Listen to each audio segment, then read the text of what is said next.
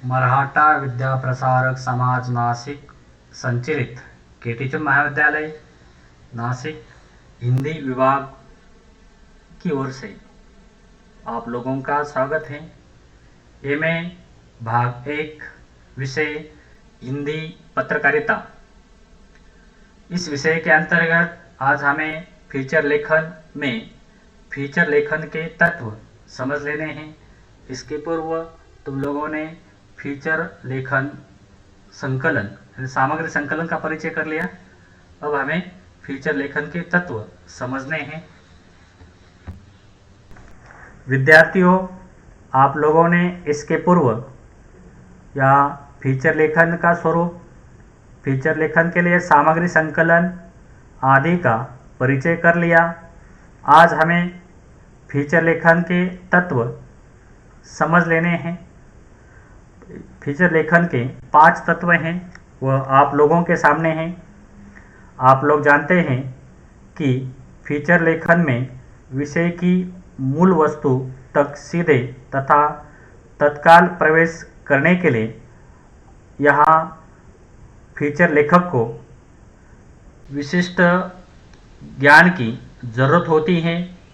वह यहाँ विशिष्ट विषय के माध्यम से जो फीचर हैं वो फीचर तैयार करने के लिए यहाँ आगे बढ़ता है। उसके लिए सबसे पहले विषय वस्तु तय करनी पड़ती है। उसके बाद उसके लिए जो प्रस्तावना है वो प्रस्तावना तैयार करनी होती है और फीचर लिखने के बाद उसे एक उचित शीर्षक देना पड़ता है और उस शीर्षक के अनुसार प्रस्तावना के बाद उसका विवेचन करना होता है और बीच में छायांकन, जिसे फोटो फीचर भी कहते हैं। आप लोगों ने सामग्री संकलन में मैंने समाचार पत्रों के माध्यम से जो फीचर आप लोगों के सामने रखे, तो उसमें किस तरह वहाँ शीर्षक है, प्रस्तावना है और विषय वस्तु का विवेचन है और कुछ जगह उसके फोटो भी हैं, जिसे छायांकन कहते हैं। तो ये 5 बातें फीचर लेखन में महत्वपूर्ण होती हैं और इन बातों के माध्यम से ही फीचर, उत्कृष्ट फीचर तैयार होता है। जैसे यहाँ 5 जो तत्व हैं तुम लोगों के सामने हैं। पहला है विषय वस्तु, जिसे अंग्रेजी में कंटेंट कहते हैं। दूसरा है प्रस्तावना, प्रस्तावना को भूमिका या आरंभ भी कहा जाता है, अंग्रेजी में उसे इंट्रोडक्शन कहते हैं। तीसरा है शीर्षक, तो यहाँ शीर्षक को टाइटल, हेडिंग इस प्रकार भी कहा जाता, अंग्रेजी में कहा जाता है। उसके बाद 4 है विवेचन, विवेचन विश्लेषण या मध्य, जिसे अंग्रेजी में बॉडी कहते हैं। यानी वह जो फीचर है उस फीचर की बॉडी, उस फीचर का मूल विषय वह विवेचन विश्लेषण होता है। उसके बाद यहाँ छायांकन, 5वां जो है छायांकन, जिसे अंग्रेजी में फोटोग्राफी कहते हैं। तो ये फोटोग्राफी, यहाँ उत्कृष्ट फोटोग्राफी के कारण भी अनेक फीचर यहाँ बड़े आकर्षक बनते हैं, बड़े पाठकों का आकर्षण बढ़ाते हैं। तो उस दृष्टि से हमें एक एक करके यहाँ इन तत्वों का परिचय समझ लेना है। जैसे आप लोगों ने विषय वस्तु को समझ लिया कि उसे अंग्रेजी में कंटेंट कहते हैं। फीचर लेखन के लिए विषय की नवीनता, पत्र पत्रिका की स्थिति, पत्र पत्रिका के पाठक वर्ग, पाठकों की रुचि आदि का पूर्णतः ध्यान रखना होता है। विषय सामग्री की उपलब्धता, अनुपलब्धता पर भी विचार अपेक्षित है। विषय की नवीनता फीचर को न सिर्फ पठनीय बनाती है बल्कि उसे संग्रहणीय भी बनाती है। फीचर के विषय पर प्रकाश डालते हुए डॉक्टर हरिमोहन लिखते हैं, फीचर का विषय ऐसा होना चाहिए जो लोक रुचि का हो, लोक मानव को छुए, पाठक में जिज्ञासा जगाए और कोई नई जानकारी दे। उपयोगिता को ध्यान में रखकर सामान्य से सामान्य विषय को भी फीचर लेखन का आधार बनाया जा सकता है। तो इस तरह मैंने इसके पूर्व भी आप लोगों को फीचर के जो उदाहरण हैं उदाहरण सामग्री संकलन में दिए हैं कि किस तरह यहाँ जो समाचार पत्र हैं उस समाचार पत्र की व्यापकता क्या है, वह राष्ट्रीय स्तर का है, राज्य स्तर का है। उस दृष्टि से भी वह पत्र या पत्रिका यहाँ जो फीचर है वो फीचर लिखते समय ध्यान रखती हैं और ऐसे उत्कृष्ट फीचर लिखे जाते हैं।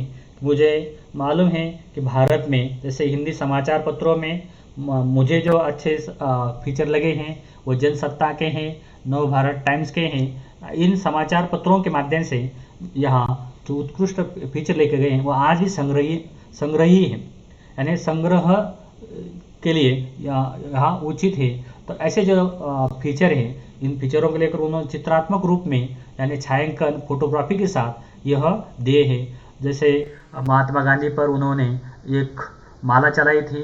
इसी तरह अनेक विषयों को लेकर, जैसे महिला जीवन को लेकर हो, दलित विमर्श को लेकर हो, आदिवासी विमर्श को लेकर हो, ऐसे अनेक विषय लेकर ये जो फीचर लेखन है वो फीचर लेखन या किया जाता है। आप लोग वर्तमान में देखते हैं कि स्वास्थ्य को लेकर या कोरोना महामारी को लेकर यह जो फीचर है वह अधिकांश फीचर लिखे जा रहे हैं। तो इस प्रकार का यह हम कह सकते हैं कोरोना महामारी का विमर्श यहाँ छप रहा है कि कोरोना महामारी के बारे में अनेक दृष्टि से लिखा जा रहा है। जैसे कहते हैं कि हम इम्यूनिटी को कैसे बढ़ानी है, किस तरह व्यायाम करना है, किस तरह आलोम विलोम करना है। इस प्रकार की जो जानकारी है वो जानकारी कभी फीचर के माध्यम से, कभी अग्रलेख के माध्यम से, कभी समाचार के माध्यम से आज हर समाचार पत्र छपवाता है और किसी फीचर के माध्यम से जानकारी आती है तो वो रूपक हमारे सामने यहाँ तैयार कर देते हैं।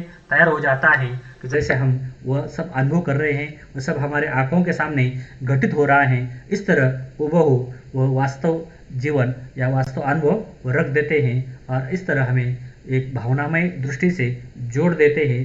तो ऐसे जो फीचर है ये फीचर लिखे जाते हैं। इस प्रकार या विषय वस्तु का ध्यान रखा जाता है। दूसरा जो तत्व है, दूसरा तत्व आप लोग देखते हैं प्रस्तावना। तो यहाँ शीर्षक के बाद प्रस्तावना होना चाहिए, लेकिन हमारे दृष्टि से यहाँ जो प्रस्तावना है या भूमिका है वो भूमिका तो पहले मन में तैयार करनी पड़ती है कि मुझे किस विषय पर या जो फीचर है लिखना है। तो लेखक ये भूमिका तैयार करता है और उसे एक शीर्षक देता है। तो हम पहले प्रस्तावना को समझ लेते हैं। जिसे यहाँ प्रस्तावना या भूमिका कहा जाता है। आप लोगों ने इसके पहले समझ लिया है कि इस प्रस्तावना को इंट्रोडक्शन, आरंभ भी कहा जाता है, लेकिन पत्रकारिता के भाषा में इसे इंट्रो कहते हैं। इंट्रो यानी समाचार हो तो उसके लिए इंट्रो कहा जाता है, आमुख कहा जाता है। यानी आमुख में उसकी जो प्रस्तावना होती है उसे आमुख भी कहते हैं। इस तरह यहाँ प्रस्तावना ये दूसरा तत्व है। प्रस्तावना, भूमिका, आमुख या इंट्रो फीचर का प्राण है। यानी ये बात आपको ध्यान में रखनी है कि प्रस्तावना, भूमिका, आमुख या इंट्रो फीचर का प्राण है। इसे फीचर का परिचय पत्र या आइडेंटिटी कार्ड भी कहा जाता है। इस एक अनुच्छेद में संबंधित विषय की संक्षिप्त जानकारी दी जाती है। इस अनुच्छेद में कम से कम वाक्यों में रोचक ढंग से संतुलित रूप में फीचर का परिचय दिया जाता है। मूलतः ये विषय और फीचर लेखक की लेखन शैली पर निर्भर करता है। अच्छा इंट्रो ही पाठक को यह फीचर पढ़ने के लिए मजबूर करता है। यानी कोई घटिया साधारण स्तर का इंट्रो हो या प्रस्तावना हो तो वह यहाँ फीचर के लिए काल बन जाती है, यहाँ पाठक को आकर्षित नहीं कर पाती हैं।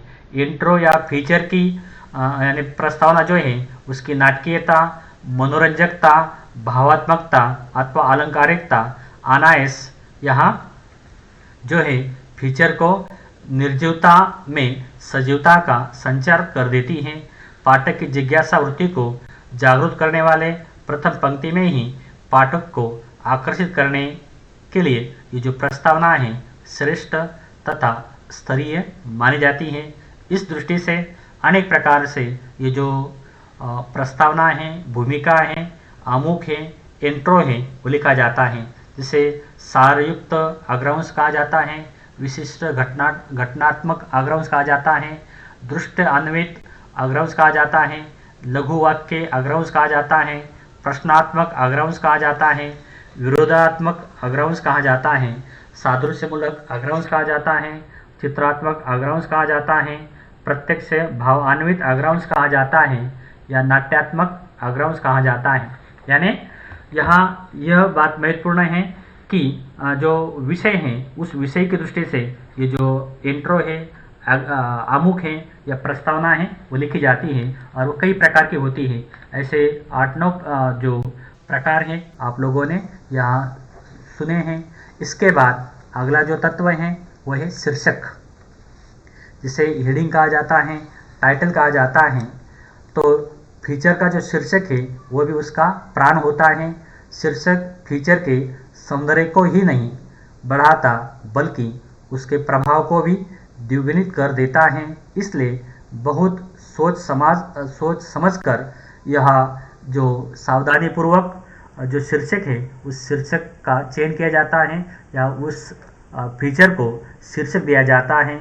मुख्यतः नाटकीय, गद्यात्मक, काव्यात्मक, आश्चर्यबोधक, सनसनीखेज, तुलनात्मक, उक्ति प्रधान, अनुप्रासी, प्रश्नसूचक शीर्षक फीचर का आकर्षण बढ़ाते हैं। सामान्य शीर्षक फीचर को प्रभावहीन बना देता है। निष्प्राण शीर्षक पाठक को फीचर पढ़ने से रोक सकता है। यानी फीचर को शीर्षक देना भी एक कला है। ऐसे आकर्षक शीर्षक जो लोग दे पाते हैं उनके जो ये जो फीचर हैं वो फीचर अधिक पढ़े जाते हैं, अधिक यहाँ लोगों को आकर्षित करते हैं। इसलिए फीचर का शीर्षक ऐसा होना चाहिए जो संपूर्ण फीचर का मूल कथ्य या भाव प्रकट करे। वह आकर्षक, नवीन, अपने आप में पूर्ण और कौतूहलवर्धक हो। ऊपर शीर्षकों के प्रयोग से भी फीचर की विषय वस्तु को सरल और प्रभावपूर्ण बनाया जा सकता है। इन सभी बातों का ध्यान फीचर लेखन के शीर्षक के समय रखना बहुत ज़रूरी है। इसलिए यहाँ शीर्षक जो है ये शीर्षक यहाँ महत्वपूर्ण बन जाता है। इसके बाद यहाँ हमें फीचर लेखन का जो चौथा तत्व है वो चौथा तत्व समझना है, विवेचन। इसे विवेचन विश्लेषण भी कहा जा सकता है। विवेचन विश्लेषण के माध्यम से यानी जो कुछ शीर्षक दिया है, प्रस्तावना दी है, उसका एक एक करके उस आमुख का एक एक करके घटनात्मक दृष्टि से जो विवेचन विश्लेषण है वह फीचर लेखक को करना होता है। इस बिंदु के अंतर्गत फीचर की जो मूल संवेदना है उस मूल संवेदना की व्याख्या या विवेचन किया जाता है। फीचर की मूल संवेदना को ध्यान में रखते हुए फीचर लेखक विचारों का ऐसा जाल या बिछाता है कि विभिन्न परिच्छेदों में लययुक्त क्रमबद्धता की अनुरूपता में अपनी बात कहता जाता है। भाव या विचारों की श्रृंखलता फीचर को हल्का और प्रभावहीन कर देती है। इसलिए विषय को अधिक पुष्ट एवं प्रामाणिक बनाने वाले तथ्यों एवं विचारों का ही इस खंड में आकलन, संकलन व ग्रंथन होना आवश्यक है। यहाँ ये बात ध्यान में रखनी है कि फीचर में उस तथ्य को ही लिया जाए जो महत्व के होते हुए स्पष्ट नहीं होता और उसका प्रस्तुतिकरण ही फीचर के व्यक्तित्व, उसकी शक्ति और उसके औचित्य को बांध देता है। इसलिए अध्ययन, अनुसंधान और साक्षात्कारों के बल पर फीचरों में तथ्यों का जो विस्तार है वो किया जा सकता है। यानी फीचर लेखक को किसी विषय का गहन अध्ययन करना है, उसके लिए खोज करनी है, अनुसंधान करना है और हो सके तो अन्य लोगों के जो साक्षात्कार हैं वो साक्षात्कार लेने हैं, फील्डवर्क करना है और उसी के बल पर वह तथ्यात्मक जो विषय बातें हैं वो तथ्य सामने ला सकता है। उसका जो सत्य है वो लोगों के सामने उसका विस्तार कर सकता है। उस दृष्टि से उन्हें इन बातों का ध्यान रखना जरूरी है। इस विषय प्रतिपादन में मार्मिकता, कलात्मकता, विश्वसनीयता, जिज्ञासा, उत्तेजना आदि का भी ध्यान रखना जरूरी है। घटनाओं, स्थितियों, क्रिया प्रतिक्रियाओं का परस्पर संबंध और निर्वैयक्तिकता विवेचन विश्लेषण में विशेष रूप से आवश्यक है। फीचर पाठकों को मानसिक तृप्ति और आनंद तो देता ही है, उसे संघर्ष हेतु सन्नद्ध भी करता है। इस दृष्टि से यह पक्ष यहाँ पर्याप्त संतुलित और तार्किक होना चाहिए। यानी जो संतुलन की बात है, यानी हर बात पर संतुलन रखना है, हर मुद्दे पर संतुलन रखना है। उसी के साथ यहाँ तार्किकता भी महत्वपूर्ण है। तर्क शक्ति से उस बात का विश्लेषण जरूरी है। इसी से मूल संवेदना की व्याख्या विश्लेषण में फीचर लेखक साहित्य की विभिन्न विधाओं में व्यंग्य, रेखाचित्र, संस्मरण, डायरी, रिपोर्टाज, फैंटेसी, साक्षात्कार, लघुकथा, पत्र आदि का सहयोग ले सकता है, लेकिन उसे उपदेश देने और शुष्क वर्णन से बचना चाहिए। यानी उसे जो कुछ स्थिति है जैसे वैसे लोगों के सामने रखनी है, उसी से यहाँ उत्कृष्ट जो फीचर है वह निर्माण होता है। इसके बाद अंतिम तत्व है फोटोग्राफी, जिसे छायांकन कहा जाता है।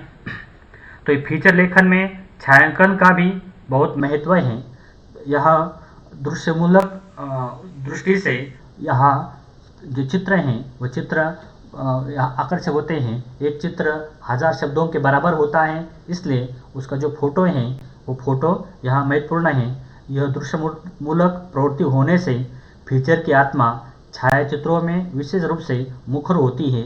इस दृष्टि से छायाचित्रों का चयन करते समय अनेक बातों का ध्यान रखना है। जैसे छायाचित्र विषय वस्तु से संबंधित, उसका विस्तार करने वाले और उसे मुखर करने वाले होने चाहिए। जैसे मैंने पहले कहा कि एक चित्र 1000 शब्दों के बराबर होता है, तो उसका भी ध्यान यहाँ छायाचित्र रखते समय रखना चाहिए। इसी के साथ छायाचित्र सुंदर, स्पष्ट, जीवंत, परिपूर्ण, आकर्षक और सुमुद्रित होने चाहिए। तो यहाँ अनेक उदाहरणों के माध्यम से आप लोग ये जो फीचर के छायाचित्र हैं, फोटो हैं, देख सकते हैं। अनेक पत्रिकाएं आप लोग पढ़ते हैं, अनेक समाचार पत्र पढ़ते हैं, तो संपादकीय पृष्ठों पर जाकर आप देख सकते हैं किस तरह वहाँ फोटो दिए जाते हैं। जैसे राजनीतिक चुनाव का कोई समाचार है या उसे लेकर कोई फीचर लिखा गया है, तो वहाँ झंडे दिखाए जाते हैं, जनता होती है, उनके फोटो होते हैं। तो इस तरह ये फीचर के तत्व है। आप लोग इसे समझ गए, यहाँ अच्छी तरह से इसका विश्लेषण हुआ है, आप लोग इसे समझ गए हैं। मैं आप लोगों को धन्यवाद देता हूँ। धन्यवाद।